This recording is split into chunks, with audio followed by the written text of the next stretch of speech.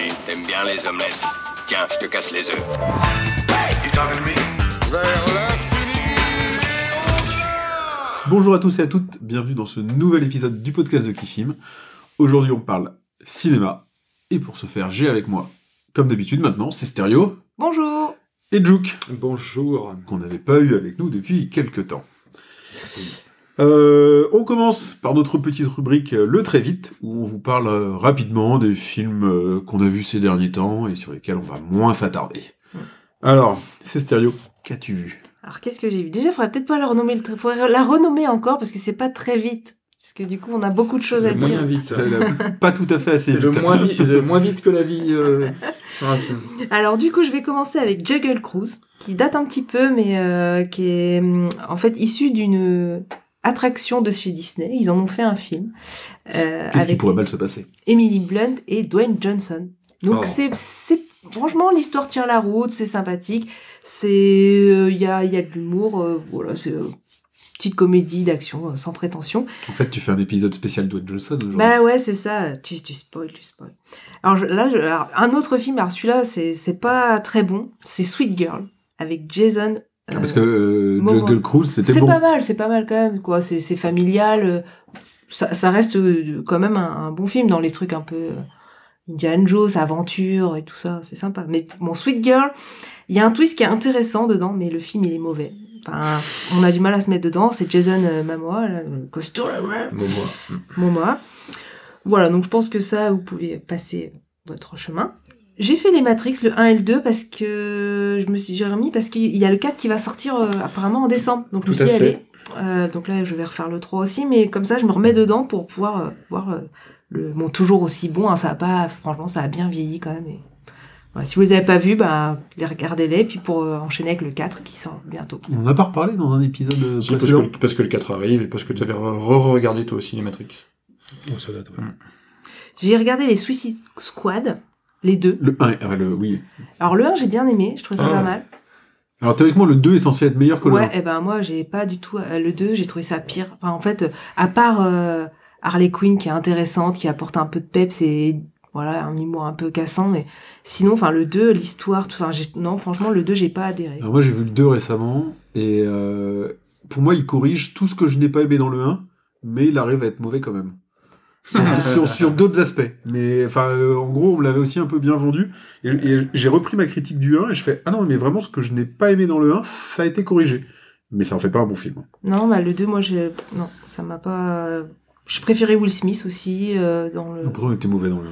Bah ouais, mais j'ai préféré que je sais même plus c'est Bon, qui tout joue était dans le mauvais. 2. Mais j'essaye de participer à la discussion, mais c'était tellement mauvais ce film que j'ai zéro souvenir. En fait, le 2, je trouve qu'au moins, il est franchement décalé. Les méchants sont méchants, les gentils méchants sont méchants, enfin tout le monde est méchant Ouais, et mais tout le monde est barré. pour moi c'est décalé n'importe quoi. Ah mais en fait. c'est quoi ? C'est le. En fait, c'est le. Ouais, mais ça. dans le 1, t'as quand même un fil, une histoire. Je trouve En- les personnages étaient plus, je sais pas. En moi, j'ai théorie, préféré. c'est ça qui fait que le 2 est meilleur que le 1, c'est que le 2 est honnêtement décalé. Si tu veux. C'est que le 1, ils ont pas assumé, c'est un peu un film tout public, alors que le 2, bah, c'est gore, hein, donc c'est même pas tout public. Les mecs, ils ont dit, on y va franco, c'est du n'importe quoi. Ouais, c'est du n'importe quoi. Et c'est ben, ça. théoriquement, c'est ça qui en fait un meilleur film que le premier. Et c'est ça que moi, je reprochais au premier. Ouais, bah, du Parce que coup. le premier, ils se font tirer dedans, il y a des plumes qui sortent, quoi, donc... Bah, moi, à part Harley Quinn, quoi, qui sauve un peu le truc. Enfin, du coup, j'étais déçue du 2. Après, j'ai fait pas mal de petites comédies romantiques et tout, avant les films de Noël, là, du coup. Il est trop bien, qui est un remake un peu du, Shizelzad. voilà, qui était sorti il y a très très longtemps. Bon, c'est sympathique, voilà, je pense que ça sera pas votre cam à vous, mais ça passe bien. Ouais, je préfère garder mon plutôt, souvenir ému de « elle est trop bien Ouais. ». Elle Ça est reste, trop voilà, du teenage, de comédie adolescente. J'ai vu Cendrillon, qui est pas très bon, qui est plutôt comédie musicale, pourtant avec un casting correct, mais non, ça, les chansons, tout, enfin, il y a rien qui marche, quoi, ça, c'est pas bon. Un After Mortel, ça, c'est plutôt sympathique, petite comédie romantique, ça, sympathique et plutôt bien joué. Love Hard, qui est maintenant dans le top Netflix, là, avec Nina Dobrev, qui jouait dans Vampire Diaries. Et ça change un petit peu, parce que le beau gosse, la belle fille, tac tac, on fait un truc. Là, il y a un petit twist différent, et ça fait sa singularité par rapport aux autres, et il est pas plutôt sympa. Donc j'ai vu The Greatest Showman, qui est pour moi un de mes films préférés, avec Hugh Jackman, donc Wolverine à la base, hein, mais là qui incarne. Que quand même le pauvre. Non, mais bon, c'est quand même ce qu'il a fait un peu connaître, le rôle qu'il a fait connaître. Et en fait, c'est un chanteur. Il a été sur des scènes à Broadway. Et il danse, il chante. Et du coup, ça fait bizarre la première fois qu'on le voit dans ce type de rôle, quoi. Et donc, c'est sur P.T. Barnum, sur sa vie, qui est un peu romancée, avec un très beau casting. Les chansons, enfin, l'album, moi, je suis fan. Enfin, pour moi, c'est un film qu'il faut voir. Il est beau, il est bien joué. Enfin, voilà, faut vraiment, c'est un film à voir et je l'adore. Donc, j'étais contente de le revoir. Là, on va pouvoir en parler tous les trois. On a vu Bac Nord. Alors moi, c'est un milieu que l'on connaît pas. Hein. Moi, je suis pas du tout dans la police, les cités. Je vis pas du tout près dans les quartiers. Enfin, voilà, c'est quelque chose à part à la télé. Enfin voilà, on le vit pas au quotidien, que ça soit côté police ou côté vie dans les cités. Et c'est vrai que ça reste assez choquant de voir comment ça se passe parce que ça nous paraît loin. Et en fait, pour moi, quand je vois des scènes comme ça, j'ai l'impression que ça se voit dans des films, sauf qu'en fait, c'est des scènes, c'est la réalité de ce qui peut se passer. Et nous, on est tellement loin de ça. Enfin, on le vit pas quotidien et tout. Et donc voilà, le film, en tout cas, j'ai pas là, pour ça que j'en ai pas fait un focus. Je sais pas à quel point c'est réaliste. Je sais pas à quel point les personnages, je sais c'est marqué tiré de faits réels, mais après ils disent que c'est fictif. Alors du coup, on sait pas trop la part du réel et du fictif dedans. C'est basé sur une histoire vraie. Hein, sur oui, c'est ça, mais du coup... Dans la deuxième partie du film qui est montée sur l'enquête et tout ça, c'est vrai. Ouais. Et voilà, enfin, ça fait réfléchir. C'est important de savoir parce que voilà, c'est jamais tout blanc, tout noir, il y a du gris, quoi, c'est... Ouais, moi j'ai bien aimé, je l'ai trouvé, alors pareil, bien entendu, on a une connaissance très relative de ces milieux-là chez nous, mais je l'ai trouvé assez crédible, assez réaliste. Ouais. L'antagonie entre les deux milieux, mais qui se mélangent parfois, enfin j'ai trouvé que ça tenait la route, le tout. Et puis après, le gros du débat autour de ce film, c'était sur l'image qu'il pouvait renvoyer, et la période où il sortait. Moi, je trouvais que c'était ni choquant, ni perturbant, donc moi, c'est plutôt un bon moment, et sans avoir à me poser de questions derrière, quoi. Je trouve pas qu'il renvoie une image si négative, même d'une population, en l'occurrence. Enfin, non, mais c'est les cités, je veux dire, tu sais qu'il se passe des choses dans les cités et tout, mais c'est... Ah bah, c'est même pas une cité, c'est un huis clos, c'est-à-dire que tu rentres pas. Oui, mais d'accord, mais on lui a reproché d'être raciste à ce film-là, et ça, je le trouve pas. Alors, ça, je suis d'accord. Ça, c'est l'exploitation de l'extrême droite. Mais moi, c'est le problème que j'ai avec ce film, c'est qu'il est bien. Si on parle juste de l'objet cinéma, c'est un bon film. Si on parle de l'objet culturel, dans l'ambiance actuelle, dans l'actualité, et de ce qu'il est censé retranscrire, là, moi, j'ai beaucoup plus de mal, c'est que, en effet, c'est très bien qu'il y ait un point de vue un peu moins manichéen sur les flics qui dérapent, etc., et qu'on comprenne que les flics sont pour la plupart, j'imagine, tous bien intentionnés et qu'un système, une situation fait que les mecs dérapent. Ça, c'est très bien. Mais si le réalisateur veut être assez objectif sur la vue des policiers, pourquoi il l'est pas sur la cité? La cité et les banlieues, c'est pas que des... parce que dans le sujet. Non, là c'est la Bac Nord qui intervient dans un endroit particulier. Moi, c'est mon problème que j'ai avec ce film, c'est que d'un côté, t'as un point de vue qui est assez étayé sur les flics et qui est très bien, qui donne de la matière pour réfléchir sur le rôle des flics et la problématique qu'ils peuvent avoir. Mais de l'autre côté, c'est contrebalancé par une banlieue où la banlieue, en fait, grosso modo, dans tout le film, la banlieue, c'est un checkpoint avec des mecs avec des kalachnikovs. C'est un cliché. Alors pourquoi d'un côté, du côté police, essayer de détruire le cliché du mauvais flic et du connard, et de l'autre côté, le contrebalancer avec un énorme cliché de la banlieue. Parce que c'est pas le sujet. Bah, moi, je trouve que si. Le sujet, non, c'est pas le sujet. Le sujet, c'est la police. Alors, j'allais dire, c'est pas un bon exemple parce que Banlieusards, ça prend les deux parties, mais non, d'ailleurs, c'était Les Misérables qui prenaient les deux points de vue. Donc, tu peux avoir des films qui font les deux points de vue, mais tu regardes un film qui fait les deux points de vue. Là, c'est un film je vais pas utiliser le terme parti pris, mais point de vue unique qui se passe au sein de la police, quoi. Bah, moi, il se passe pas, il y a pas de, tu vois pas la vie de la cité, justement, c'est pas une question de voir cette symbolique, non, mais cette symbolique de tu rentres pas dans la cité à checkpoint, elle est bien marquée parce que justement, le cinéaste ne rentre pas lui-même dans la cité. Non, c'est pas une question de voir, non, moi je suis désolé, pour moi, c'est mon problème perso que j'ai avec ce film, c'est que, d'un côté, on essaye de faire du réalisme qu'on oppose à une image d'Épinal, et moi, ça me pose problème. Pour moi, c'est pas ça, parce que pour moi, justement, ils doivent intervenir sur des trafiquants de drogue, donc on voit s'ils doivent intervenir sur des on voit leur trafiquants de point de drogue. vue Et du à coup, eux. oui, là où il y a de la drogue, c'est comme ça en fait. Ils interviennent pas sur dans la vie dans la cité, non, c'est la vie sur les trafiquants de drogue dans les cités en Ouais, fait. c'est ce que je dis, ça revient. En fait, c'est le point de vue de la police, quoi. Ouais. Je suis d'accord, moi ça me. Ouais, bah moi je trouve que, enfin, tu le montres à quelqu'un qui connaît pas la France et tu lui dis voilà, c'est censé être réaliste, il va te dire que les cités en France c'est l'Afghanistan, quoi. Non, C'est pas là où le il y a cas. de la drogue. On peut faire n'importe quel film. Là où il y a des gros N'importe quel film a un point de vue. Eh trucs ben, dedans. j'aurais un problème aussi avec ces films-là, mais là en l'occurrence avec ce film-là c'est le problème que j'ai. Mais en tout cas, enfin, moi, je trouvais que le casting était bon. Je trouve que les acteurs sont bons. Ça, pas de problème. Ouais. Mais puis en plus, il sort juste après, 1 an ou 2 ans après Les Misérables, et là, je trouve qu'il soutient pas la comparaison, quoi. Pour moi. Ouais, pour moi, c'est pas la même chose. C'est pas les mêmes visées, c'est pas le même genre de film. Mm-mm. Il faut voir les deux, hein, mais c'est ouais. Moi, en fait, voilà, c'est un parti pris, c'est un point de vue, bah, tu l'acceptes, c'est tout. Le mec, il a pas fait un documentaire, c'est son choix. Après, oui, t'as le droit de pas avoir envie de le Non, voir. mais Mais... faut pas mettre le curseur non plus à l'opposé, sans parler de documentaire non plus. Moi, j'ai trouvé qu'un peu plus de balance et un peu moins de clichés d'un côté du récit aurait été. Je Et crois que quand c'est tu regardes des La clichés Grande quand ils doivent Vadrouille, les intervenir nazis dans- sont méchants. Oui, puis les Français sont un peu idiots, les Anglais sont un peu idiots. Enfin, je veux dire, c'est le principe du cinéma. Mais non, mais là, vous-même, quand vous parlez du Bac Nord, vous parlez de réalisme. C'est là qu'il y a un problème. Mais je Non, pense, parce que nous, on parle de point de vue. D'un point de vue Ah non. policier, on parle je nous, on pense parle d'un que point de vue quand policier. la BAC on doit parle de intervenir réalisme. dans des endroits où il y a des cargaisons de drogue qui arrivent, je pense que ça se passe comme ça. De toute façon, Après, on on n'y est n'est pas dans le ouais, métier, voilà. mais Mais en tout cas, j'ai trouvé que l'action était bien menée. J'ai suivi le film. J'ai pas du tout trouvé de longueur et de ça. Enfin, du coup, en fait, pour moi, ça au reste. conclusion, tu peux être d'accord ou pas d'accord, Oui, mais ça voilà. reste un bon film. Ouais, c'est ça. Ouais, j'ai fini. Voilà. Ok, très bien. Luc Du coup, moi, ça allait vite parce que je regarde pas beaucoup de cinéma en ce moment, surtout de la série. Je suis dans une de mes périodes où j'arrive pas à avoir de films. Donc, il y a Bac Nord, dont on a parlé à l'instant. J'ai re-regardé, c'était la deuxième fois que je le regardais, Le Grand Bain, et qui m'a permis de mieux l'apprécier, parce que la première fois, je voyais que c'était un bon film et j'aimais bien, mais il me déprimait, en fait, ce film. Je trouvais l'histoire et les personnages déprimants. Et là, maintenant, l'ayant vu une deuxième fois, j'ai réussi vraiment à trouver tout l'intérêt du film. Et du coup à sortir de ce côté misère sociale, etc. Donc j'ai beaucoup aimé. Et j'ai regardé 30 jours max dont tu avais parlé, Ouais. et là c'est pas possible, quoi. Là c'est pas possible. C'est ce que j'ai mis dans la critique qui filme, c'est que la bande à Fifi, j'aime beaucoup. J'ai vraiment une sympathie pour eux, je les trouve drôles, j'aime bien leur humour potache. Mais dans 30 jours max, il y a plus de potage, quoi. C'est lourd. Mm-mm. C'est lourd du début à la fin. C'est méga lourd, quoi. Il y a absolument tous les clichés. Les blagues sont lourdes au possible. Et là, non, même avec la sympathie que j'ai pour eux, là, c'est pas possible, quoi. Là, il y a vraiment rien dans ce film. Il y a plus, alors, le jeu d'acteur, c'est pas ce qu'on regarde quand on regarde la bande à Fifi. La réalisation, la musique, tout ça, on s'en fiche. Quand on les regarde, ce qu'on veut, c'est rigoler.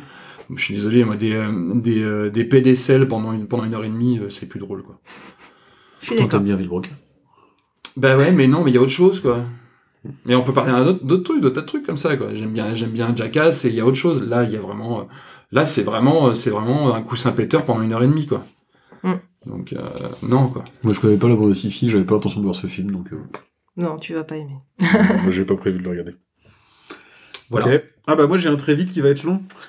Allez. Parce que moi, je trouve qu'en ce moment, il n'y a pas de série, donc je ne regarde pas de série, je ne regarde que des films. Ouais. Je sais pas, je trouve que c'est Il y a plein de séries en ce c'est moment. la misère en ce moment. Donc bon, bref, ce n'est pas le sujet d'aujourd'hui. Alors, j'ai vu dans le très vite Red Notice, mais on va en reparler. Bac Nord, on en a parlé. J'ai vu Stillwater avec Matt Damon en France. Le plus gros problème de ce film, en fait, c'est qu'il a été tourné en anglais avec Camille Cotin qui parle en anglais. Et que du coup, je l'ai vu en VF et Camille Cotin se doublait le même. Ah oui, Et donc, tu vois Camille Cotin qui parle avec sa voix, mais avec ses lèvres qui suivent pas ses mots. d'accord. Et ça m'a perturbé pendant tout le film. Sinon, je trouve le film trop long, en général. Pas mauvais, mais trop long pour le sujet. J'ai vu La Nuée, qui est un film français sur une nana qui élève des insectes pour faire de la farine. Et puis ça se transforme plus ou moins en thriller film d'horreur. J'ai pas trop accroché, en fait. C'est inégal. Il y a des moments où ça t'y va, mais c'est très long à se mettre en place. Et puis ça devient un peu débile à la fin. Donc bon, voilà. J'ai vu Envole-moi sur ta recommandation. On en a parlé vite fait. Moi, j'ai trouvé que le problème, c'est que ça sort après Intouchable. Intouchable, parce que c'est exactement la même histoire. Ok. Sauf que au lieu que ce soit le pauvre qui va aider le riche handicapé, c'est le riche qui va aider le pauvre handicapé. Tu remplaces un vieux par un jeune, c'est un miroir quoi, de l'un de l'autre. Et en fait, le problème du riche qui va aider le pauvre handicapé, c'est qu'il règle tous les problèmes à coup de pognon. Ah, t'aimes le foot? Bah tiens, je te paye des places dans les meilleures tribunes du PSG. Ou, du coup, c'est que du pognon tout le temps. Et ça, pour moi, ça gâche le propos. Donc, le film est pas mauvais, il y a de l'humanité, il y a tout ce que tu veux. Mais ça gâche le propos, parce que le mec se perd, quoi. Bah ouais, le mec, comment il fait plaisir au gamin, il l'emmène voir du foot au premier rang, il l'emmène faire un tour en Audi Alpine et quasiment bousiller la bagnole. Tu vois, il y a pas de notion, quoi. Donc le message, c'est l'argent ne fait pas le bonheur des pauvres. Ça pourrait être le message. Mais je suis pas d'accord. J'ai l'impression de pas avoir vu le même film quand tu dis ça, parce que je comprends ce que tu dis, que oui, il est riche et il se sert de son argent pour faire plaisir aux petits. Mais justement, en fait, tout le film, à la fin, qu'est-ce qui compte? C'est pas ça, en fait. C'est les liens qu'ils ont créés, c'est les liens c'est les choses, c'est les amitiés. Et en fait, finalement, ce qui reste à la fin du film, c'est pas l'argent, en fait. Pour moi, l'argent, c'est vraiment un support qui, lui, c'est ce qu'il a, au fond. Enfin, c'est la première chose qu'il a à lui donner, c'est ça. Mais finalement, tout le film montre que finalement, à la fin, c'est pas ça qui compte. Bah, en fait. Et justement, pour moi, j'aurais été d'accord avec toi s'il y avait eu une évolution, dans ce qu'il faisait, vis-à-vis du gamin parce que le principe c'est ça, c'est faut occuper un gamin qui est handicapé quoi, qui est malade, et il y a pas d'évolution dans les activités qu'il propose au gamin. Je veux dire, le dernier truc qu'il fait pour lui faire plaisir, c'est lui payer une semaine dans un hôtel 5 étoiles. Je suis d'accord que oui, les liens se créent, machin et tout, bien entendu, c'est le sujet. Mais en fait, moi, tu me l'aurais, oui, je suis d'accord sur l'argent, mais c'est vrai que c'est quand tu l'as dit que du coup ça mais moi en fait quand je suis sortie du film, c'est pas le truc qui m'est resté du tout quoi. Ouais. Donc voilà, j'ai vu Game Night qui a un intérêt, c'est qui mélange le jeu de société et le film. Sinon comme Jumanji. Ouais. Non, moins. En fait, c'est des ça s'est déjà vu comme histoire. Parce que là, il y a un peu plus de thriller. Enfin, c'est pas thriller, thriller, mais des gens qui pensent qu'ils se retrouvent une sorte de murder party, si tu veux. Ouais. Et arrive un truc, et en fait, il y a un vrai meurtre, et en fait, les mecs sont persuadés que c'est dans le jeu, quoi. D'accord. Et ils pensent qu'ils sont dans la meilleure partie de leur vie, où ils vont aller mener l'enquête à leur place et tout. Bien entendu, ça devient complètement débile et du grand n'importe quoi. Ça se regarde, c'est pas le film de l'année, on est... voilà. J'ai rattrapé du retard. En fait, j'ai pas mal rattrapé du retard sur des films dont on avait parlé. Donc, on avait parlé de Envole-moi, on avait parlé d'Adieu les cons, de Dupontel, que j'ai vu également. C'est toi qu'on avait parlé. Ouais. Ça, j'ai beaucoup aimé. Dupontel assez classique, mais j'ai trouvé ça vraiment pas mal. Et également, dont tu avais parlé, j'ai vu Antoinette et les Cévennes. Bon, ça, pour moi, ça passe pas. Ah, merci. Je me sens moins seul. Parce que j'étais le seul pour l'instant à pas l'avoir aimé. Alors, ça, c'était le côté c'est stéréo. On passe côté de Juc. Je sais pas si c'est toi qui avais présenté Tenet. Non. J'ai vu Tenet. En fait, on m'a tellement dit que c'était incompréhensible que j'ai trouvé ça tout à fait compréhensible. Du coup, c'est parce que tu t'es préparé, c'est pour ça. Ouais, c'est ça, mais du coup, j'ai plutôt bien aimé le film. C'est vrai que je l'ai vu aussi, ça se fait, quoi. Bon, après, je trouve que Nolan retombe un peu dans son travers de je veux paumer mon spectateur, quoi. Alors, en fait, à la toute fin, je trouve que, globalement, t'es à 80% du film, il y a pas de problème, et c'est vrai que les 20 dernières minutes, tu fais, oh, je suis en train de lâcher l'affaire, là. tu sens l'envie du réalisateur, non, je veux vous perdre, vous allez rien comprendre, je veux que vous compreniez rien. Et ça me dérange un peu avec Nolan, mais après, le film est très bien. Ouais, le film est bien, vraiment pas mal. J'ai vu Apollo 11, toi t'es grand fan, mais je sais que c'est particulièrement ta cam. Moi je t'avoue, je le regarde vraiment comme un documentaire, je fais ouais, bon, j'ai appris quelques trucs, mais voilà. Il y a des images, les images, il y a des images incroyables. Oui, il y a beaucoup d'images, il y a un vrai travail sur l'image et tout. Après, parce que pour les gens qui connaissent pas, en fait, l'histoire d'Apollo 11, c'est une équipe de production qui allait se plonger dans les archives de la NASA, qui est bourré de pellicules qui avaient jamais été utilisées ou traitées.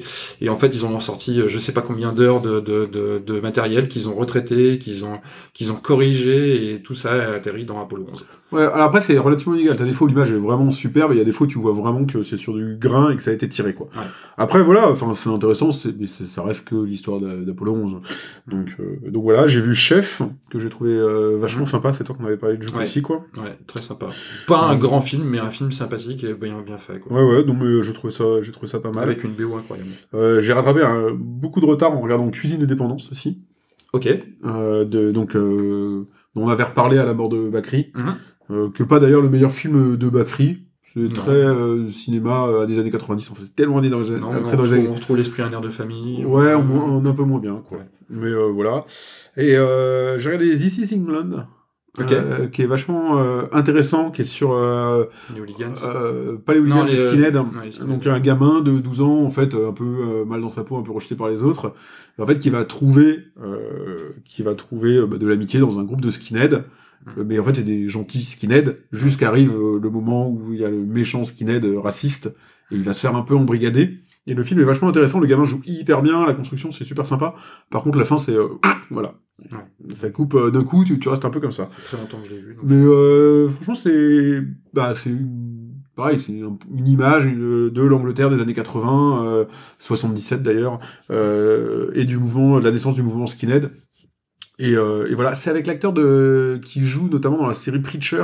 Alors pas le pasteur justement, mais son acolyte débile qui peut pas mourir là. Et ce mec-là joue hyper bien. J'adore ce Je gars. précise, c'est la naissance du mouvement skinhead d'extrême droite, parce que les skinheads à l'origine étaient extrême gauche. Bah en fait, typiquement les skinheads avec lesquels il traîne au début, c'est vraiment du gentil skinhead qui d'ailleurs l'accueille parce qu'il dit en gros, bah on n'arrête pas de m'emmerder, bah vas-y viens avec nous. Ouais. Et voilà, et le gamin il s'achète ses Doc Martens et tout. Pour l'anecdote, c'est qu'en fait les mecs en fait étaient des petits délinquants mais pas méchants, et ils se rasaient le crâne parce que la police montait à l'époque en Angleterre, en fait les chopaient par les cheveux. Voilà. Donc voilà. Et je crois ne pas en avoir parlé, j'ai vu Miss.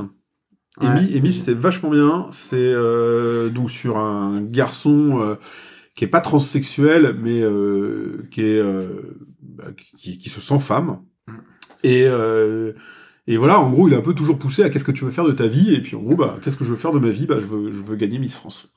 Et du coup, il va s'inscrire à des concours de beauté, il va se faire coacher pour apprendre à marcher comme une femme, se comporter comme une femme, et ça va marcher.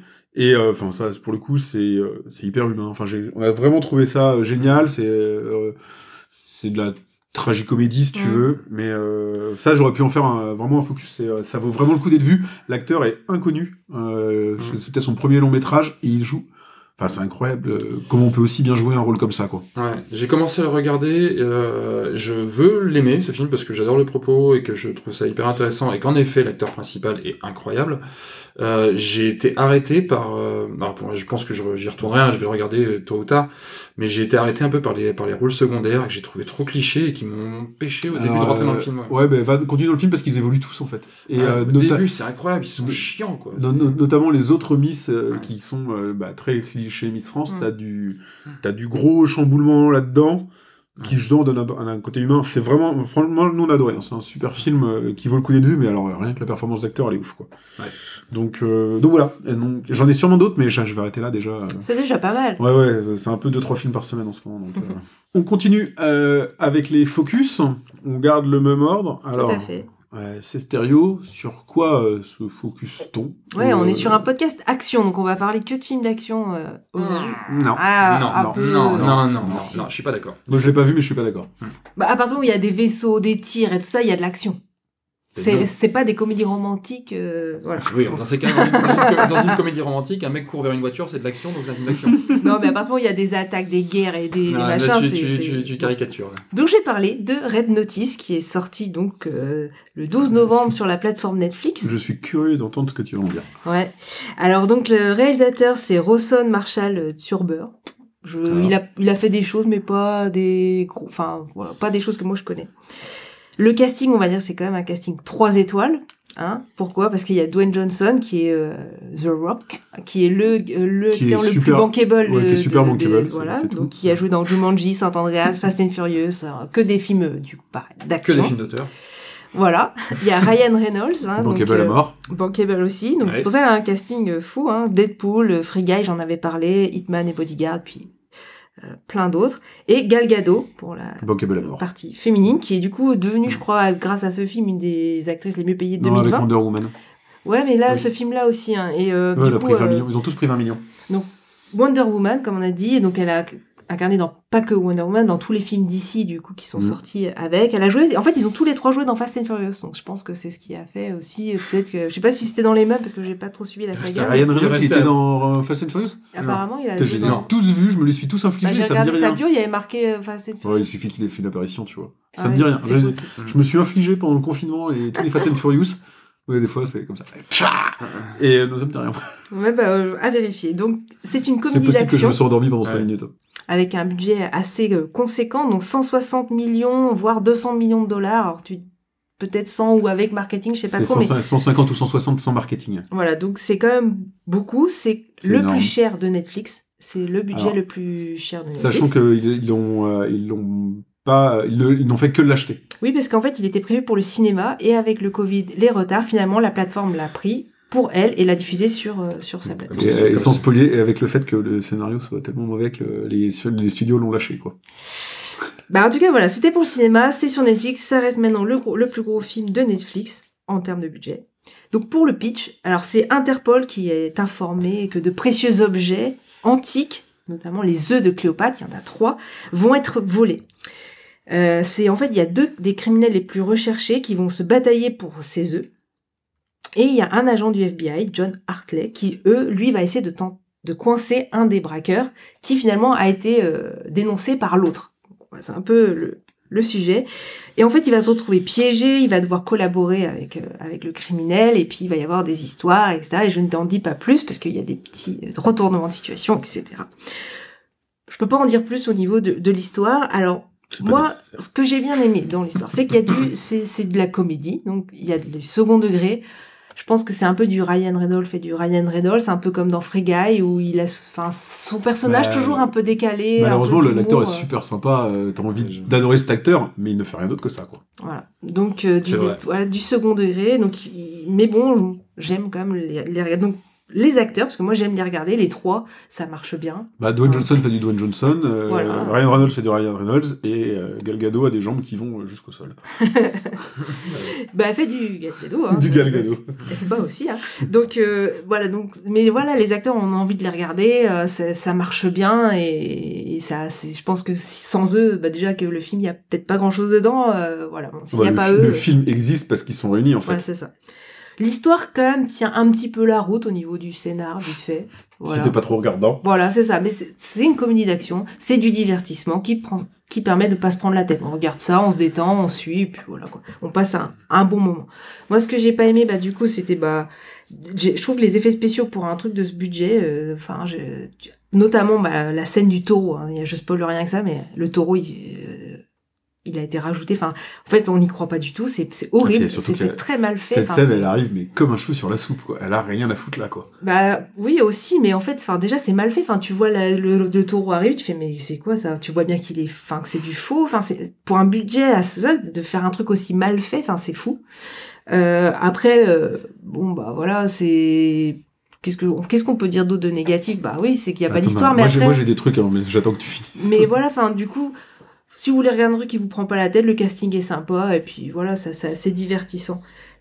C'est possible qu'il y ait un 2, vu le casting. Non, c'est prévu qu'il y ait un 2. Je crois que c'est pas encore vendu. La fin, de toute façon, ne fait que ouvrir un 2. Ah oui, elle ouvre, mais c'est pas encore fait. Netflix, son objectif maintenant, c'est de faire des suites. C'est Old Guard, t'auras un 2, Red Notice, t'auras un 2. Voilà, c'est pas encore fait. Mais oui, il y a de grandes chances qu'il y ait un 2 parce que déjà... C'est pas impossible que s'il y a beaucoup de retours négatifs, Netflix se dise non, on va peut-être pas y aller. En fait, c'est des films qui peuvent pas échouer. Ouais, non, mais... En fait, déjà, les acteurs... T'as 2 millions de personnes, ils se connectent à Netflix, ils le voient. Ils vont dire, on a 2 millions de personnes qui l'ont vu. Les acteurs sont pour, déjà, ils ont envie de le faire. À 20 millions le film, ils peuvent. Donc voilà pour Red Notice, mais voilà, si vous n'attendez rien, du coup, vous ne serez pas déçus, vous regarderez un film d'action un peu drôle, divertissant. Alors en fait, c'est le bon résumé du film, parce que pour résumer Red Notice en 2 phrases, c'est qu'en fait ce film n'a rien de bon, mais n'a rien de mauvais. C'est le film complètement neutre. Vite vu, vite oublié, quoi. C'est le film parfait du dimanche soir que tu regardes, de toute façon, c'est ce que fait Netflix. C'est un film que tu consommes. Donc tu le consommes, t'es là, t'es contente parce que clairement c'est parce que les acteurs sont là. Et en fait, t'as aucune prise de risque sur le film. C'est-à-dire que la musique du film, c'est un pastiche de James Bond. La fin du film, c'est un remix de Indiana Jones. T'as des morceaux, c'est de la copie de True Lies. Enfin, en fait, tout n'est que des morceaux de choses que t'as déjà vues au cinéma, assemblés au sein d'un autre film avec des acteurs bankable. Donc t'as 0 prise de risque. T'as un scénario qui fait pas de vagues. Bon, qui tient pas la route, bien entendu, mais qui fait pas de vagues. Des scènes qui sont filmées, mais avec des plans qui ont déjà été vus ailleurs. Donc, t'as des chorégraphies. Rien de neuf, quoi. Les chorégraphies, les bastons et tout. Rien de neuf, mais pas de prise de risque. Donc, en fait, c'est vraiment ça. En fait, ce que disait c'est Stéréo, c'est exactement ça. Si tu le regardes en te disant, en gros, ça va être mauvais, et ben à la fin, tu fais, oh, bah, c'était mauvais comme je m'y attendais. Du coup, ça va. Mais c'est divertissant et tu passes quand même un moment correct quand tu sais ce que tu vas regarder. Mais Netflix, là-dessus, quand eux, ils achètent ça, en gros, je crois que c'est Universal qui devait le faire au début, et Universal s'est dit, bah, nous, on va le planter, ce film. Donc, en gros, ils ont cherché à s'en débarrasser. Netflix, ils mettent un gros paquet de pognon sur la table, mais eux, ils s'en foutent parce qu'ils le mettent sur leur homepage pour 2 millions de personnes, et ils savent qu'à la fin, il y a 2 millions de personnes qui l'ont vu. Donc, on fait une suite. Ils s'en foutent, hein. Ouais. Mais oui, ça leur a coûté... je sais pas si je le regarderai. J'ai beaucoup de sympathie, enfin, c'est ce qu'on disait tout à l'heure, j'ai énormément de sympathie pour Ryan Reynolds. En effet, on a envie d'adorer le mec parce qu'il est honnêtement drôle, et puis que quand tu vois 2-3 fois ses conneries sur les réseaux sociaux, c'est un mec vraiment sympathique et drôle. Mais il fait que de la bouse, quoi. Bon, pas que de la bouse, Free Guy était bien. J'ai bien aimé Free Guy. J'exagère. J'aime bien Deadpool Mais aussi. il fait que du film responsable comme ça. Et ce genre de film, moi, ça ouais. Bah, il est temps qu'il sorte de son rôle. Pour faire un parallèle, c'est j'aurais l'impression d'aller au restaurant et qu'on me file un Parmentier réchauffé au micro-ondes, quoi. Ah non. Pas tout à fait. Un Parmentier maison réchauffé au micro-ondes. Non, mais oui, c'est... Ouais. Donc, bon. Mais on sait ce qu'on va regarder. En fait. Ouais, c'est donc vraiment ça. Enfin, si tu le prends pour ce qu'il est, Donc je sais ce que je regarderai. et que tu te dis, je vais juste pas réfléchir et consommer le truc, tu vois, avec des potes en mangeant du popcorn, bah écoute, fais-le, vas-y, y a pas de problème, quoi. Ouais. Mais pour le reste, c'est de la reprise de plein d'autres trucs meilleurs au rabais, quoi. Bon, il en faut. Oui. Et puis c'est pas le pire qu'on ait vu dans ce genre. Non. Voilà. Ok, très bien, on est d'accord. Incroyable. Duke. Et moi, je vais vous parler de Dune, du coup, que je suis allé voir au cinéma. Bon, je vais vous faire l'économie du pitch, que à peu près beaucoup de gens, enfin, moi, j'allais dire tout le monde, mais énormément de gens connaissent. Moi, je veux bien le pitch. Alors, sans spoiler, parce que je ne l'ai pas vu. En fait, oui, mais tu l'avais vu. Mais t'as vu le Dune de Lynch? Non. Ah. Et j'ai pas lu les livres. Et j'ai pas joué aux jeux de société. La totale. Eh ben, je suis vierge de Dune. Tu es Dune. ignorant de Dune. On est dans le futur. Les humains sont sur plusieurs planètes. Tout est dirigé par un empereur. On suit plusieurs familles. Donc t'as les Harkonnen qui symbolisent un peu les méchants, les Atreides qui symbolisent un peu les gentils. Le héros du film, c'est Paul Atreides, le fils du roi duc Leto Atreides, du duc, pardon. C'est les gentils ou les méchants, les Atreides? Gentil. Et au milieu de tout ça, t'as une planète qui s'appelle Arrakis, qu'on surnomme Dune, où est exploitée l'épice, qui est une substance que tu peux ingérer et qui est très utilisée par la guilde des voyageurs. La guilde des voyageurs, c'est des gens très importants parce que c'est ceux qui permettent de voyager de planète en planète en repliant l'espace, donc en pouvant voyager sans que les voyages durent 4 millions d'années. Voilà. Dune était exploitée, appartient à l'empereur. Elle était exploitée par les Harkonnen, et l'empereur décide de retirer les Harkonnen de Dune pour que ce soit les Atreides qui s'occupent de la planète. Tout ça avec un dessein derrière de provoquer une guerre pour que l'empereur ait la main mise vraiment entièrement, parce qu'il a peur que le duc Leto Atreides prenne le pouvoir. Voilà. Dans les bouquins, c'est un peu plus dilué que ça, et on comprend plus de choses, parce qu'il y a aussi des affaires de famille qui sont pas expliquées dans les films, mais grosso modo, le pitch, c'est ça.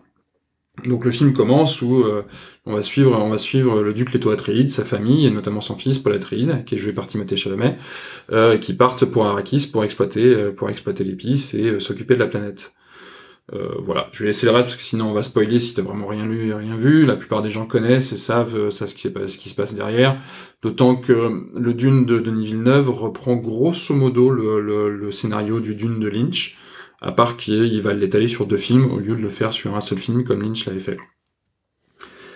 Mon avis sur Dune, j'ai déjà un a priori positif sur Denis Villeneuve que je trouve incroyable comme réalisateur. Le film est excellent, les CGI sont géniales, c'est-à-dire qu'on les voit pas. C'est quoi? Les CGI, c'est les effets spéciaux. On les voit pas. Le film respecte plus, en plus, la vision de Herbert, l'écrivain du bouquin, qui était quelqu'un qui était très écolo, qui déjà dans les années 70 parlait d'écologie. Le film est plus proche de ça. Le film de Lynch était plus cyberpunk. Le film de Villeneuve est beaucoup plus proche de ça, c'est-à-dire qu'il n'y a pas énormément de technologie, ou au moins elle est invisible. On voit plus de pierres, plus de choses. Là-dessus, Villeneuve a mieux respecté le bouquin. Les acteurs sont incroyables. Timothée Chalamet, moi j'ai envie de le détester parce qu'on dirait un petit gamin sorti d'une série teenager, mais il est incroyable ce gosse. C'est que dans tous les films où il joue, il est totalement juste. Il est pile poil dans le ton. Les images, la photo est incroyable dans le film, et ça, Denis Villeneuve, il nous l'a habitué, et là, c'est encore le cas, c'est génial. La bande son, pour peu qu'on le voit au cinéma avec vraiment une grosse sono, elle est hallucinante. C'est qu'elle fait partie vraiment de l'image et du film. Voilà, donc c'est pour moi un film excellent. J'ai un reproche à lui faire, et c'est le reproche que je fais tout le temps à Denis Villeneuve, qui est un faux reproche. C'est que Denis Villeneuve a tendance à laisser durer ses scènes, à les laisser couler. Et malheureusement, dans certains de ses films, c'était le cas dans Blade Runner 2049, ça crée des petites longueurs dans le film. Et donc, je dis que c'est un faux défaut que je lui reproche, parce que pour moi, c'est aussi important que des réalisateurs comme Denis Villeneuve aient encore la possibilité de faire des choses comme ça. Maintenant, la plupart des films, il faut que ça soit ultra rythmé, il y a des plans de coupe toutes les 2 secondes, il faut que la musique pète dans tous les sens et qu'il y ait du rythme tout le temps, que ça explose, etc.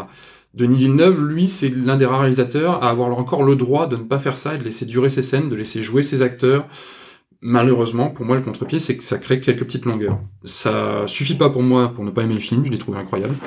Je l'ai vu avec ma compagne qui l'a trouvé incroyable aussi. Et voilà, un vrai Denis Villeneuve. Pour moi, d'ailleurs, c'est ce que j'ai mis sur ma critique du film, ça se résume en Denis Villeneuve. C'est incroyable à plein d'égards. Il y a un petit défaut, c'est ces petites longueurs dans quelques scènes, mais pour moi, le film est vraiment incroyable. C'est stéréo. J'écoute. Non, je vais pas être aussi dithyrambique sur le film. En fait, je pense que t'as dit quelque chose dès le début, et en fait, tout de suite, ça m'a parlé. C'est-à-dire que tout le monde connaît. Et non, en fait. J'ai dit plein de gens. Ouais, mais j'allais dire tout le monde et je me suis repris. Et non, exactement, t'as dit la plupart. Et en fait, je suis pas d'accord. tu viens justement, t'as mis le doigt sur quelque chose. C'est-à-dire que moi, je ne connais pas l'univers de Dune. Rien du tout. Les livres, je sais que c'était un bon film, donc je me suis dit, j'y vais, cinéma, siège, machin, son fou, pour voir, soi-disant, un des meilleurs films de l'année. Donc, moi, c'est là. Donc là, on a des attentes. On parlait tout à l'heure d'attentes. Là, on attend beaucoup. On voit le film. Moi, je ne connais rien. Et t'as tout bien dit. C'est-à-dire qu'à partir du moment où tu connais rien, t'es perdu. Moi, le film, moi, franchement, l'histoire, déjà, à la fin, même dès le début, en fait, il t'explique vite fait qui est qui. Mais tu sais pas qui est qui. Tu comprends pas les enjeux. Donc, le film, en fait, il essaie de te résumer vite fait pour que tu parles dans l'histoire. Et en même temps, il est long. C'est ça qui est encore plus fou. C'est que le film, il est long. Et en même temps, il t'explique mal l'histoire. T'as pas le détail des personnages, tu comprends pas pourquoi là ils sont en guerre, du coup, c'est fou d'arriver à faire son contre-pied, d'avoir les deux en même temps. C'est pas que t'as compris, c'est pas que t'as pas compris pour moi, c'est qu'il te manque, t'aurais voulu d'autres parties de l'histoire et le reste de l'histoire. Ce qui est peut-être une preuve que Villeneuve a bien fait son boulot, c'est qu'on a envie d'en savoir plus sur l'univers de Dune. Mais moi, à l'époque où j'ai vu le Dune de Lynch, j'avais pas lu les bouquins et le scénario m'a pas, et c'est quasiment le même scénario, le scénario m'a pas semblé obscur. Ouais, quoi. Alors après, t'as pas forcément les mêmes attentes, à 14 ans que à 40 ans aussi, quoi. Ouais. Et alors, pour mettre les deux en contrebalance, moi, vous écoutez juste comme ça, n'ayant pas vu le film, ce que j'ai l'impression que ça donne, ce serait que Villeneuve, il ait pris le même point de vue que Juke, de dire, en gros, tout le monde connaît Dune. Mais je l'ai pas vu encore, donc faudra qu'on en reparle quand je l'aurai vu. Mais d'un autre côté, je sais très bien, on en avait parlé je n'arrive pas à remettre sur le doigt sur quel film, mais dans le dernier podcast, je crois, où sur un film donné, t'étais hyper gêné par le fait encore qu'il y ait pas la présentation des personnages, et ça te gênait vachement. Donc ce que j'entends, c'est... C'était dans Kill Bill, où en fait on connaissait pas, on savait rien du coup. Et en fait, pour moi, dans Kill Bill, c'était pas le propos. Donc en fait, je pense qu'il y a un peu des deux. Il y a sûrement une part dans Dune, effectivement, on aurait tendance à penser que tout le monde connaît, alors on est là pour montrer que non. Et toi, c'est quelque chose que t'attends vachement au cinéma. Or, clairement, c'est peut-être pas un média qui le permet à chaque fois. Alors, c'est clairement ça le problème. Et d'ailleurs, c'est pour ça que Dune est réputé comme inadaptable au cinéma. C'est que quand on a lu le bouquin, en fait, on comprend pourquoi dans les films, tout n'est pas expliqué. Parce que dans le bouquin, c'est hyper dense. En fait, il y a des relations familiales entre les Harkonnen et les Atreides. Je crois que c'est la femme du duc Leto Atreides, Jessica, qui fait partie de la famille du baron Harkonnen.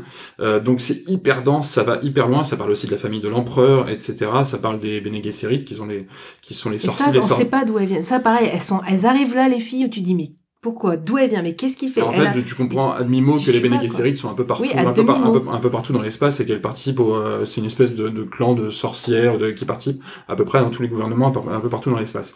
En fait, tu me l'expliques, mais du coup, normalement, le film devrait... Alors, je vous l'explique parce que j'ai lu le bouquin. Moi, ça m'a pas posé problème quand j'ai vu le Lynch à l'époque.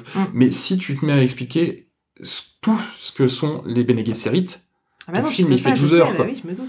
Non, mais en fait, je pense que t'as utilisé la bonne expression, c'est le demi-mot. C'est-à-dire que c'est dit, mais tout n'est pas dit. Ouais. Parce qu'il peut pas. C'est pas le faire. impossible. Il peut pas. C'est impossible. Sauf que le film, il fait que la moitié de l'histoire. Et en fait, c'est ça, c'est qu'il dit pas tout, et en même temps, le film est long, quoi. Et il a la réputation, ce film, d'être justement la première partie, Ouais, qui est justement la plus... Enfin, là où il y a le moins, où il se passe le moins de choses, quoi. Qui pose le plus... Oui. Qui pose... C'est qu'une première partie, quoi. Pour parler d'action, en effet, il se passe énormément de choses dans le premier film. C'est hyper important ce qui se passe dans le film pour comprendre le reste. Mais en effet, là où la guerre va se déclarer, ça va être dans la deuxième moitié du film. Enfin, dans la deuxième partie, dans la deuxième moitié du film de Lynch. C'est là qu'il va y avoir la guerre entre les Harkonnen, les Atreides, les Fremen. Alors, les Fremen, c'est assez simple pour le dire qui c'est. C'est une peuplade, en fait, qui est sur Dune. Qui est uniquement sur Dune. Mais oui, voilà, c'est le deuxième film où, en effet, il va y avoir de l'action. Mais c'est hyper important d'avoir le premier film parce que, en plus, pour la vision d'Herbert, Herbert, ça a fait un malheur, son bouquin, et c'est considéré comme un chef-d'œuvre, parce que dans les années 70, Herbert parle déjà de racisme, il parle d'écologie, dans son bouquin, il y a tout ça, quoi. Il parle de géopolitique, il parle de surexploitation de la planète, il parle de tout ça dans son bouquin, et c'est pour ça que la première partie du film est aussi importante. En tout cas pour la vision d'Herbert. Du coup, il y a deux petites choses que quand même je vais préciser. C'est, moi, Timothée Chalamet, je le connaissais pas trop. Je le trouve assez antipathique. En fait, dans le film, en fait, justement, c'est le héros. Et en fait, t'as pas envie que ça soit lui qui réussisse, en fait. Parce que, je sais pas, alors, c'est peut-être ça dans le livre, hein. Donc, peut-être que c'est son rôle. Mais en fait, quand tu vois le film, moi qui connais rien, je me dis, mais en fait, le gars, t'as pas envie qu'il réussisse son J'ai coup, l'impression quoi. que vous parlez d'Anakin Skywalker dans Star Wars 1. C'est exactement le même type de rôle, en fait. C'est exactement le même type de personnage. Je déteste ça. Non, mais c'est le même type de personnage, en tout cas dans le bouquin, parce que Paul Atreides, en fait, c'est un gamin de dirigeant, un gosse de riche, qui va se retrouver mêlé à tout ça, et qui va c'est le parcours initiatique du gosse, quoi. Mais il paraît pas d'émotion, il paraît très froid, enfin, tu sens pas il est très froid. Et donc la dernière chose, alors ça reste un bon film pour quand on sait ce qu'on va voir, c'est pareil, ça reste un bon film, L'Âge de critique, parce que moi j'y connaissais rien et que ça m'a un peu déçu parce que je l'attendais beaucoup. Et la deuxième chose, c'est que justement pendant tout le film, le gamin il a des visions. Donc on le voit avoir ses visions. Et donc t'attends ces visions. Sauf qu'en fait, elles n'arriveront jamais parce que c'est dans la suite. Donc en fait, je trouve que c'est un peu se foutre un peu du téléspectateur parce qu'en plus, ils attendaient de savoir si le 1 allait réussir pour faire le 2. Ça, c'était un deal du réalisateur avec la production. Mais du coup, ça veut dire que potentiellement, le film, finalement, il marche pas. Bah, toi, en fait, tu l'as dans l'os, quoi. Tu vois un film, on te vend le 2 qui n'arrivera peut-être jamais. Moi, j'ai trouvé ça extrêmement couillu de la part de Villeneuve, c'est de prendre cet accord-là avec les studios, de se dire, en plus, Villeneuve le dit lui-même dans les interviews, il est ultra fan de Dune depuis qu'il est gosse.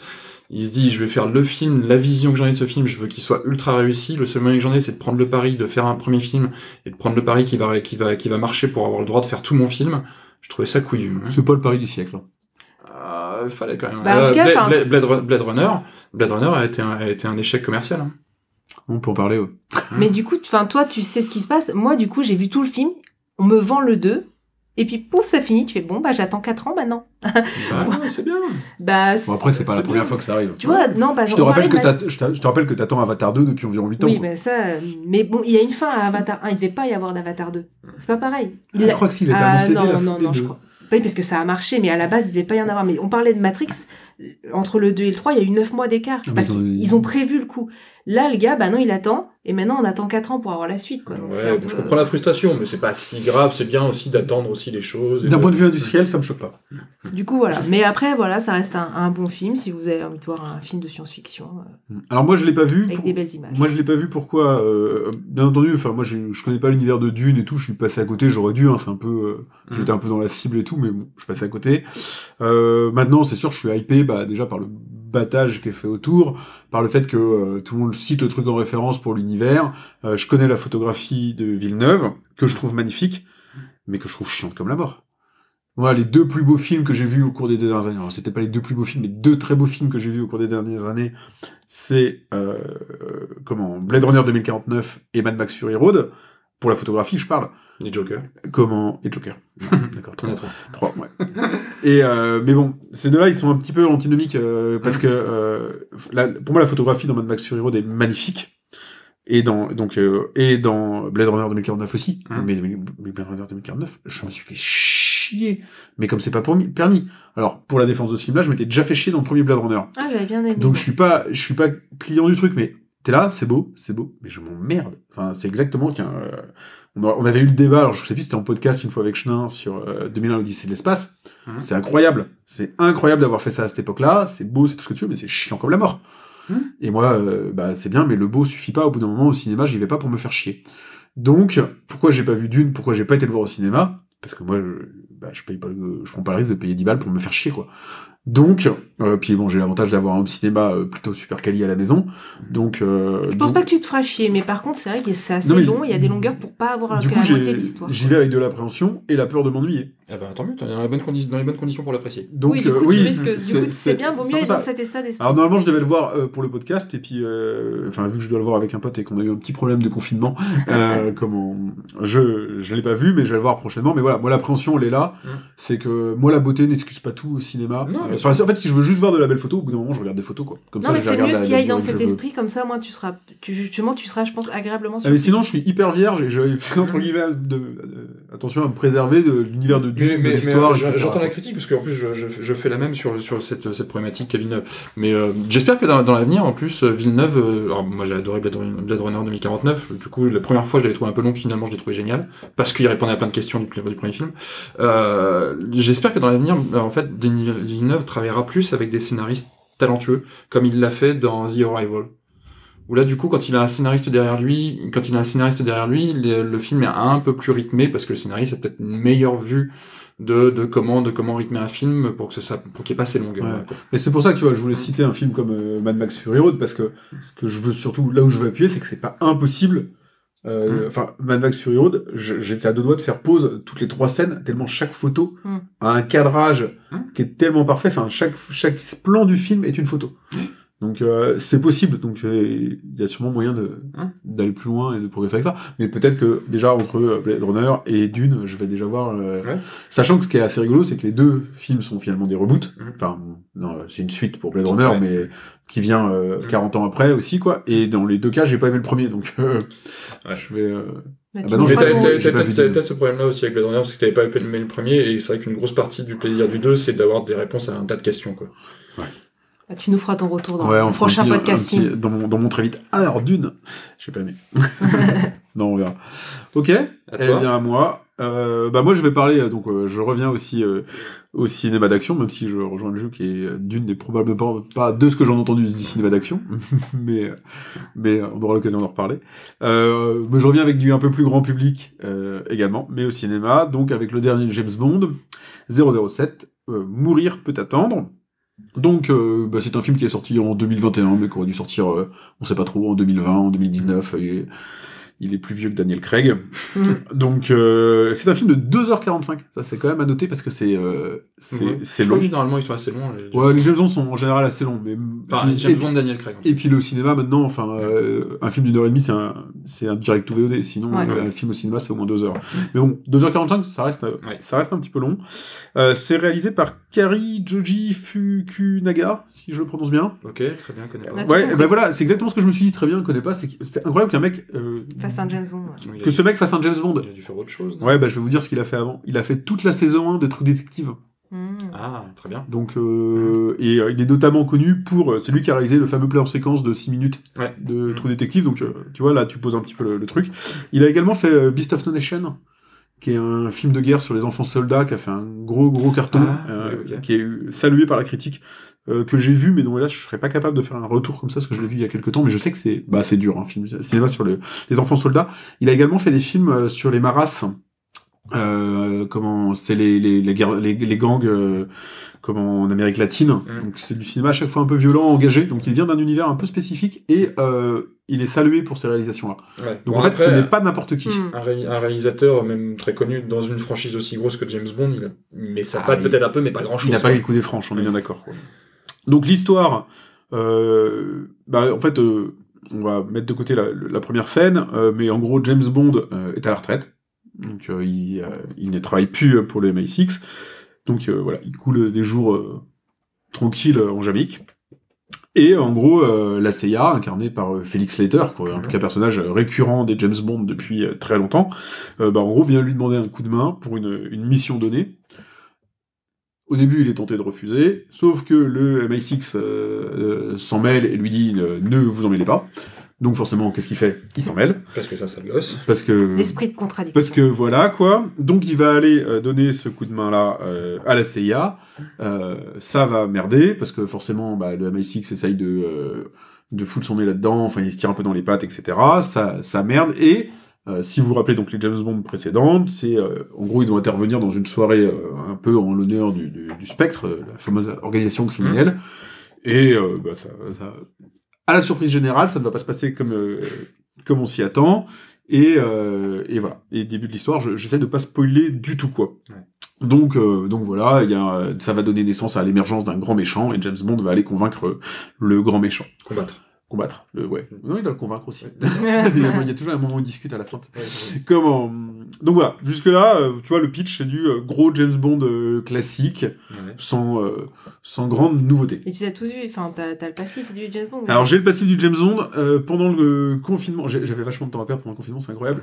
On a essayé de se refaire tous les James Bond depuis le début, avec ma compagne. Bon, on n'a pas tenu. On a fait toute la partie Sean Connery, on a fait je sais plus quoi, puis dans les années 70, on a arrêté, on est passé directement à GoldenEye. Bon, mal nous en a pris, parce que c'est horrible. Mais... Pierce Brosnan, ça. Ouais. Donc, mais on en a refait quand même, refait beaucoup, ce qui m'a un peu rafraîchi la mémoire. Donc voilà, donc on est sur un James Bond à la base, somme toute classique. Alors maintenant, ce que j'en ai pensé, alors en fait je vais pas spoiler du tout. En fait je crois que j'ai vraiment bien aimé. Et pour le coup, enfin je m'y attendais pas. En fait j'attends jamais rien d'un James Bond. Un James Bond, tu le regardes, je crois que sur le moment, tu l'aimes pas, tu te dis toujours, c'est plus un film d'action qu'un film d'espionnage. T'es toujours un peu déçu, mais en fait, t'y reviens à chaque fois. Donc, je vais pas avoir un James Bond avec, tu vois, j'ai pas hâte ni rien. Et en fait, celui-là, il m'a plu. Il m'a plu, le rythme est bon pendant tout le film, les 2h45, elle passe crème, tu vois, tu t'ennuies jamais. Le scénario, donc, forcément, si les 2h45, elle passe crème, il passe très bien le scénario, il n'y a pas de souci. Il est très James Bondien, comme je disais. Mais, et ça c'est un peu propre de toute façon à l'ère Daniel Craig, j'ai trouvé plus creusé. Il y a toujours une épaisseur dans le James Bond de Daniel Craig qu'il n'y a pas dans les autres James Bond. Et alors là, pour comparer au vieux James Bond, vraiment, pour quelque chose qu'il n'y a pas du tout dans les vieux James Bond, voilà, il y a une profondeur au personnage, il y a des twists dans le film que t'as jamais vu dans des James Bond antérieurs. Et ça, dès le Casino Royale de Craig, c'était amené. Ouais. Donc ça, il garde cette lancée-là d'un James Bond qui a vraiment évolué. C'est un James Bond qui est beaucoup plus moderne et qui vit avec son temps. Enfin, James Bond sexiste et tout ça, c'est fini. On est vraiment sur... en fait, on est sur un James Bond romantique. Littéralement.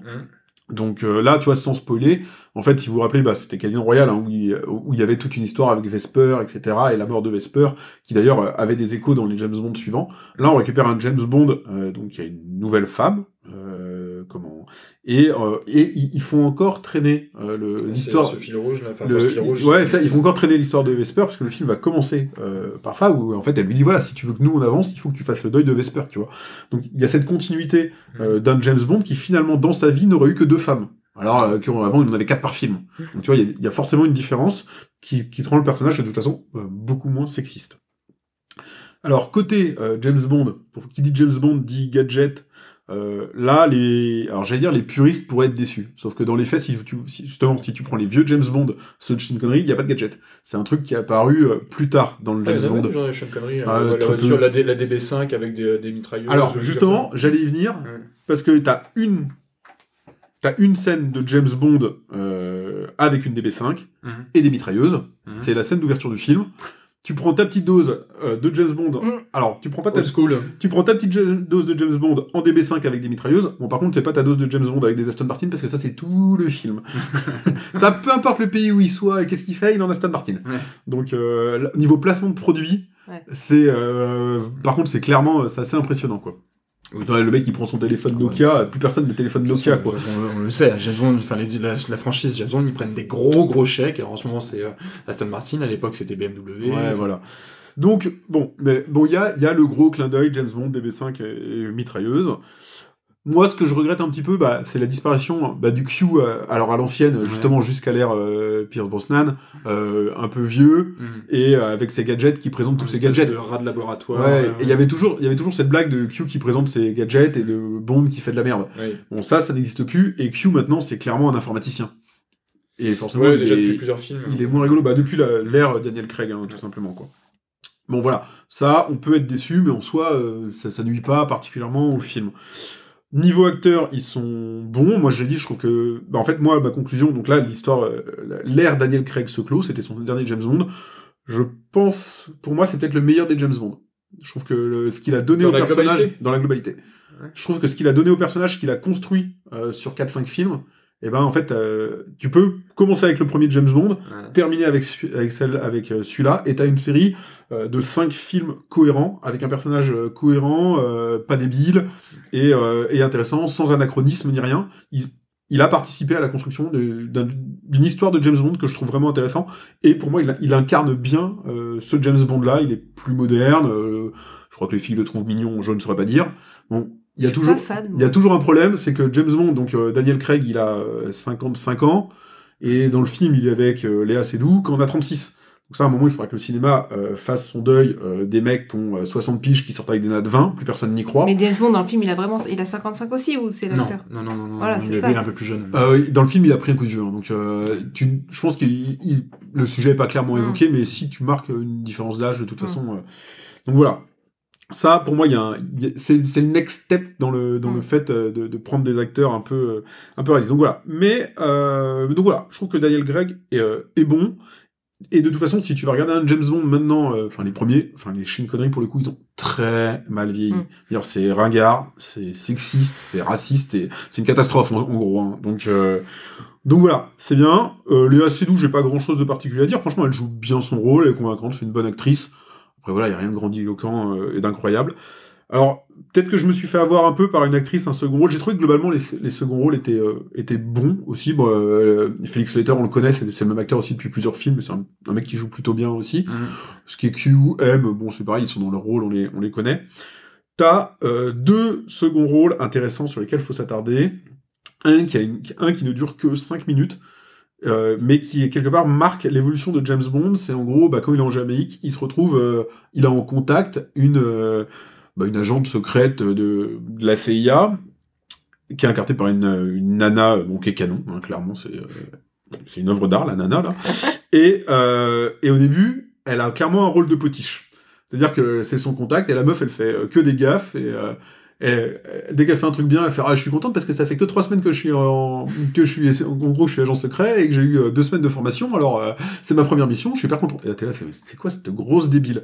Et en fait la meuf, en 5-10 minutes de scène, en fait elle s'avère excellente. Et tu vois, il y a une scène de baston, elle se bat hyper bien, machin et tout, et tu vois même Bond fait la blague. Et le mec, il fait 3 semaines de formation, vraiment. Elle fait oui, bon, plus ou moins, quoi. Et en fait, tu vois bien qu'elle a un skill qui est tout autre, mais elle a même un personnage. Alors, James Bondien, parce que c'est vraiment la belle femme. Tu vois qu'il y a un tout petit flirt entre eux. Mais encore une fois, t'es dans des stéréotypes de James Bond où, tu vois, en gros, elle arrive chez lui, il fait on va pas dans votre chambre, tu vois, un truc comme ça. Mais non, ils vont pas dans la chambre. Et assez rapidement, il lui fait des compliments parce qu'elle bosse bien, la meuf. Et toute cette scène-là est faite avec humour. Et voilà, c'est la dose d'humour du film sur 10 minutes, mais j'ai trouvé que c'est marrant, mais ça m'a plu. Je tiens, c'est rigolo. Alors après, par contre, le personnage disparaît complètement du film. Hein. C'est un agent secret dommage, à un lieu donné. Ouais. Après, je sais pas quelle ambiance ça aurait donné au film, tu vois, ça aurait pas donné la même chose. Mais j'ai trouvé le personnage intéressant. Et après, donc, t'as le vrai personnage secondaire qui pose toute la question de James Bond. C'est que dans ce James Bond-là, James Bond n'est pas 007. Et donc, à un moment donné, quand le MI6, justement, s'en mêle, James Bond est confronté à 007. Et donc 007 dans ce James Bond, donc pour faire la passation. C'est Lashana Lynch, donc qui est une femme, une Britannique, et qui est noire. Et ça, je pense qu'il y en a quelques-uns qui vont pas le digérer. Et franchement, c'est hyper bien amené.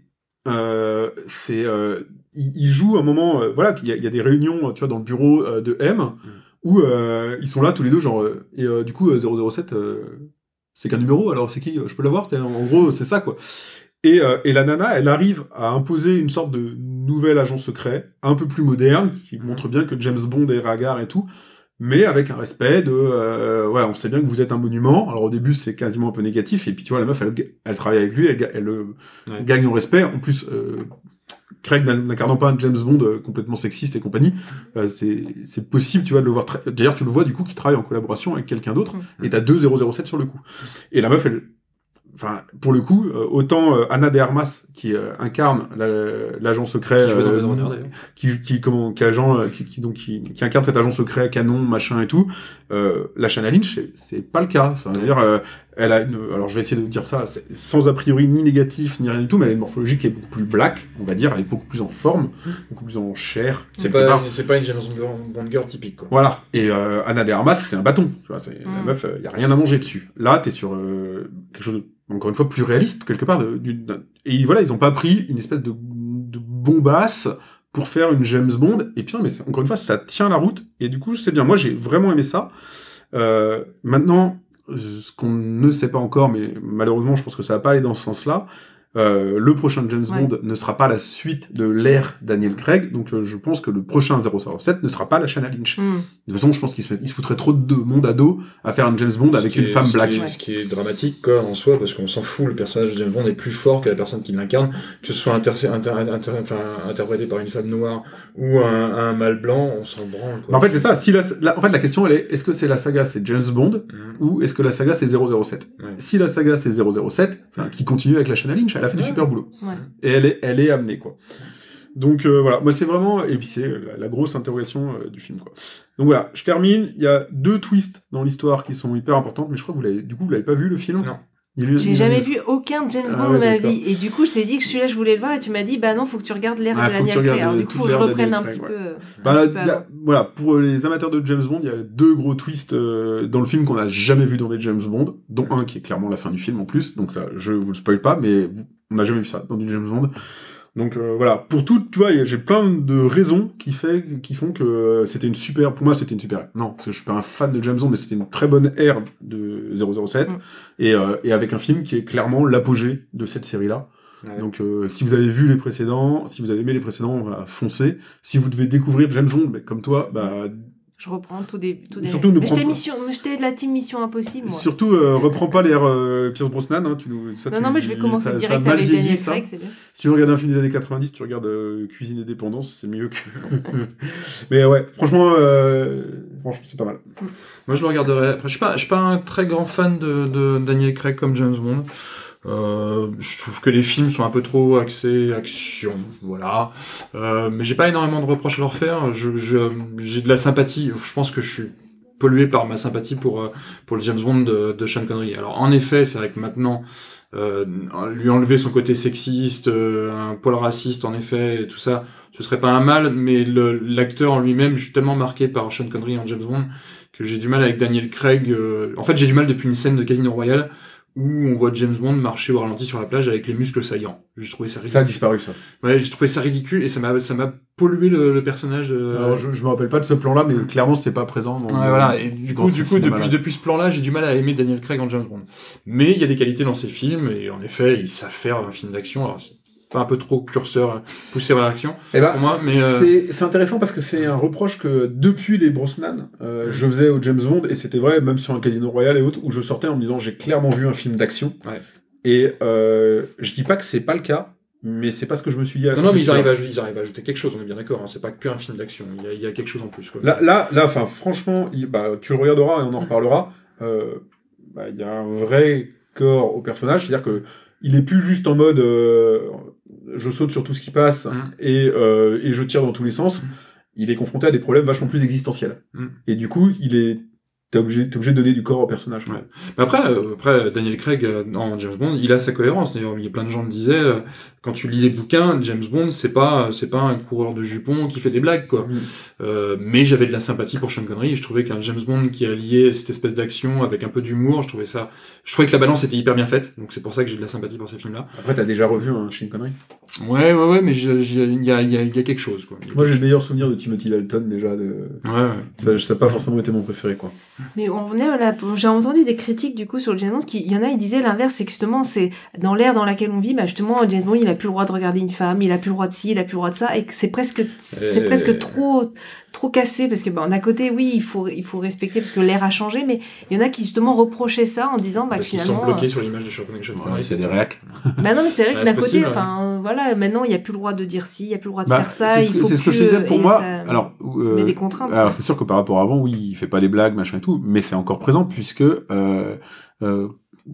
quand il rencontre les deux seconds rôles, les deux James Bond girls, que sont Anna de Armas et Lashana Lynch, il y a cette tentation de la blague.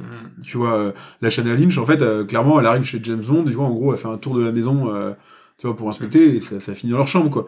Et c'est pas du tout spoil, la meuf, elle a une perruque, et tu vois, elle l'enlève, et James Bond, il la regarde, il fait, ouais, je pensais pas que vous enlèveriez ça en premier. Donc tu vois, il y a la blague, mais elle est pas en sous-vêtements, la meuf. Ouais. Donc il y a la blague, il y a le personnage séducteur de James Bond. T'as des références dans le film à plusieurs moments. Tu vois, tu as un plan où il fait quelque chose, il parle avec tu sais pas trop qui, je me rappelle plus. Et t'as deux nanas qui discutent de lui, et t'en as une des deux qui fait... c'est Moni Pini, je crois. Moni Pini qui est en gros l'amoureuse de James Bond depuis l'époque de Sean Connery, quoi. Et qui dit... il fait cet effet-là, enfin, il y a une autre nana qui rentre dans la salle, et il fait cet effet-là à toutes les femmes. Ouais. Donc, tu vois, il y a toujours ce côté séducteur de James Bond. Okay. Il est là. Mais après, c'est plus le cœur du personnage comme ça l'était avant. Je me mets à la place des scénaristes. Il faut s'arracher les cheveux pour faire passer James Bond, qui est une image d'Épinal du macho, plein de thunes, qui réussit tout, etc. Dans les années 2020, ils ont dû vraiment se prendre la tête. Ouais. Elle s'est transformée. Ouais, tant mieux. Franchement, je pense que c'est pas mal, quoi. Ah si, j'ai pas parlé d'un point, peut-être que ça vaut le coup d'être évoqué, Rami Malek, qui joue le rôle du méchant, qui est un méchant pas hyper présent, qui est pas notamment... Qui jouait dans Bohemian Rhapsody. Ouais, et dans la série Mr. Robot, qui est moi un acteur que j'aime pas, il me tape sur les nerfs, mais je dois dire qu'il était déjà bon dans Bohemian Rhapsody, même si pour moi il en faisait trop. Là, en fait, j'ai toujours tendance à trouver qu'il en fait un poil trop, mais enfin, je suis obligé de reconnaître qu'il joue pas mal. Mais c'est pas un méchant hyper charismatique pour autant. Je peux comprendre qu'on l'aime pas, mais c'est un très très bon acteur, ce mec-là. Mais je l'aime pas. Après, tu l'aimes pas, d'ailleurs, je l'aime pas, je le connais pas, il est peut-être très sympa, mais... Non, mais question de goût. Oui, t'aimes pas ça, je pense que c'est la faute de la saison 2 de Mr. Robot. T'as le droit au privilège du spectateur d'aimer ou de pas aimer un acteur. Exactement. Donc, voilà. Bon, allez, on finit en 2 minutes chrono, sinon j'ai encore beaucoup trop parlé. Petit tour de table, qu'est-ce que tu vas regarder prochainement, c'est stéréo? Alors, il y a le Matrix 4, là, ça dépend quand on fera le prochain podcast, peut-être que... l'épisode précédent du podcast film, c'était il y a 2 mois. Donc c'est possible que donc, là, on enregistre mi-novembre, il sort le 16 décembre, je crois, Matrix 4, donc on pourra peut-être en parler. Moi, il est dans ma liste également. Ouais. Et il y a The Phaser que j'aimerais bien voir avec Anthony Hopkins qui a énormément des critiques folles tellement son jeu d'acteur est bon et tout. Donc ça fait... Anthony Hopkins, il est plutôt jeune. Hein. Ouais, mais justement là c'est parfait. Apparemment il joue le rôle d'un père aigri avec sa fille sa fille doit s'occuper de lui et apparemment En fait c'est l'histoire d'un vieux qui a Alzheimer quoi. C'est ça vient d'une pièce de théâtre je crois qui était réalisée par un Français, mise en scène par un Français. Et je crois que le metteur en scène français a réalisé le film avec Anthony Hopkins qui jouait dans la pièce quoi. Et apparemment c'est carton quoi. Anthony Hopkins il est en plein centre de la cime quoi. D'accord, ok. Et du coup il y a alors je suis pas sûre du titre mais c'est le lion et le tigre ou le tigre et le lion un truc comme ça où on voit une fille qui va s'occuper d'animaux bébés un petit peu qui est pas une suite mais qui est le même réalisateur qui a fait Mia et le lion blanc que j'ai vu récemment aussi où du coup c'est joué avec des animaux je crois que c'est des vrais en plus et voilà ça a l'air familial ça a l'air d'être un beau film les critiques sont très bonnes qui reste à explorer et non ça a l'air très très bien. Ok. Moi que j'ai coché à voir du coup Matrix évidemment parce que j'ai été fan des premiers Matrix. Des 3 Pas des 3 non. Mais bon, c'est pas quand à l'époque où il est sorti Matrix, moi j'avais 15 ans donc forcément tu peux que être fan à 15 ans. T'avais pas 15 ans, il est sorti en 99. Eh j'avais un peu plus, Faut pas le dire, reste dans ton souvenir. Il y a The Batman qui va sortir, j'ai pas encore trop regardé les piges ni rien, etc. Mais j'ai tendance à faire confiance à Robert Pattinson. Ah ouais, toi tu fais... Pardon, j'en perds mes mots tellement, tu fais confiance à Robert Pattinson. Ah, je trouve le film Millennium, c'est pas Millennium, c'est les machins... Twilight, complètement à chier. J'ai pas vu Twilight. Mais Pattinson, c'est indéniable, il choisit très très bien ses films, et il prend des... Il fait une liste là non, c'est impossible. Deux films. Ça me... Dans quoi il a joué dernièrement? Non, ça va pas me revenir comme ça, mais je sais que j'ai pas besoin d'avoir un film en tête pour me dire que je me suis déjà fait la réflexion que Pattinson choisissait bien les films. Le Roi, tiens, par exemple, où il a joué. Mais il joue bien dedans. Je suis mitigé sur Le Roi. Non, mais c'est pas... tu vois, Reynolds, on aime le type, on peut quand même largement questionner sa filmographie. Pattinson, t'es pas obligé d'aimer le type et tu peux... Je vais parler après d'un mec dont on peut questionner la filmographie. Moi, justement, ça me fait peur quand je vois Pattinson Batman. Moi, justement, ça m'interloque. Le film, j'irai le voir, mais... Le Pattinson de Twilight, enfin, ça date, quoi. C'est plus ça du tout. Hein. Mais je me doute. Mais le mec, c'est le gars qui joue le roi dans Le Roi. C'est un gringalet. Non, il joue... c'est pour ça, je suis d'accord que du coup, dans Batman... Ça, c'est Timothée Chalamet. Non, Pattinson, il joue le roi français. Ouais, je m'en souviens. Oui, enfin, il est quand même pas... il est pas costaud, le gars, quand même. Du coup, dans Batman, enfin, je sais pas, moi, j'ai hâte de voir. L'un des meilleurs Batman, c'est Michael Keaton, et Michael Keaton, il est taillé dans un sucre. Hein. Batman, tout est dans l'armure. Hein. Oui, complètement. Ouais. Oui, mais après, les Batman qu'on a vus de Nolan, tout ça, enfin, c'est dur, quand même, de reprendre le costume... Ouais. Non, c'est très bien, une autre direction, c'est très très bien. Bon, de toute façon, les Batman, c'est quasiment reboot à chaque fois, donc tu peux... Et du coup, il y a Gal Gadot qui joue dedans, je crois. Ah, j'en sais rien du tout. Je sais pas. Dans Red Notice, Gal Gadot, c'est une caricature d'Angelina Jolie, quoi. Ah, ouais. C'est vrai. C'est du copier-coller. Hein. Qu'est-ce que j'ai coché d'autre? House of Gucci. Parce que l'histoire de la maison Gucci, c'est un polar et réalisé par, j'ai un trou de mémoire.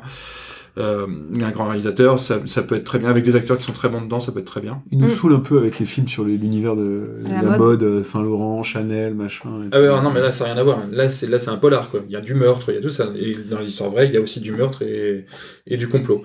Et SOS Fantôme, parce que réalisé par le fils de Ivan Reitman, forcément, je vais lui donner sa chance, quoi. Effectivement, il est dans mes films à voir, celui-là aussi. Je l'ai pas mis dans la liste aujourd'hui, puisque, tu vois, je suis passé devant et... En fait, le dernier SOS Fantôme là, avec les nanas était tellement mauvais. C'était une bonne idée. Enfin, on va dire qu'on est réac parce que c'est pas parce que c'était des filles dedans. C'est juste parce que c'était mauvais. Le film était pas bon, quoi. Mais là, du coup, le SOS Fantôme avec les 4 filles, c'était pas du tout c'était pas Jason Reitman. Là, c'est Jason Reitman qui est le fils de Ivan Reitman, qui est le réalisateur des 2 premiers SOS Fantôme. Il y a des acteurs qui reviennent. Ça veut rien dire hein, quand Will Smith fait des films avec son fils. Non, mais Jason Reitman, j'ai pas sa filmo devant moi, je l'ai lu l'autre jour et il a une filmo qui est pas mal du tout. C'est un mec qui fait... Non, mais moi je vais le voir, hein, clairement, mais je veux dire, les derniers, c'était un peu trop laborieux. Ok. Ouais. Voilà. Après, le reste, c'est des séries, donc on verra plus tard. Ouais. Bah, moi, de mon côté, j'avais noté, pareil, Matrix 4. Impossible de passer à côté. Je pense que Matrix, en plus, à l'époque, c'était le premier DivX qu'on avait. C'était juste de la folie. Tout était cohérent, tu vois. Donc, pour moi, c'est un monument de ma culture cinématographique. Que j'ai prévu de voir récemment. Un que j'ai pas vu et qui sort en VOD le 24 novembre, c'est Kaamelott. Donc, oui, ok. Moi je l'ai vu du coup au cinéma. Ouais, donc, moi je l'ai pas vu, mais il sort en VOD le 24, donc je pense que je vais le voir assez rapidement. The French Dispatch que j'ai noté de Wes Anderson à voir également. Dune, qui va tomber dans les jours qui viennent de mon côté. Et le dernier, justement on parlait d'acteurs à la filmographie questionnable. J'ai noté de voir Pig. Je connais pas. De Nicolas Cage. Enfin, pas deux, avec Nicolas Cage. J'aime bien, moi, Nicolas Cage. Il a été des 2 côtés du spectre. En fait, il est des 2 côtés du spectre. C'est-à-dire que Nicolas Cage, il le dit lui-même, en fait, il fait une collection de navets incroyable. C'est du nanar, quasiment. C'est tellement mauvais que c'en est bon. Excellent film à côté. Ouais. Et à côté de ça, il va faire de l'excellent film. A priori, Pig serait dans la catégorie de l'excellent film. L'histoire, en gros, c'est un mec qui a décidé de vivre en autarcie.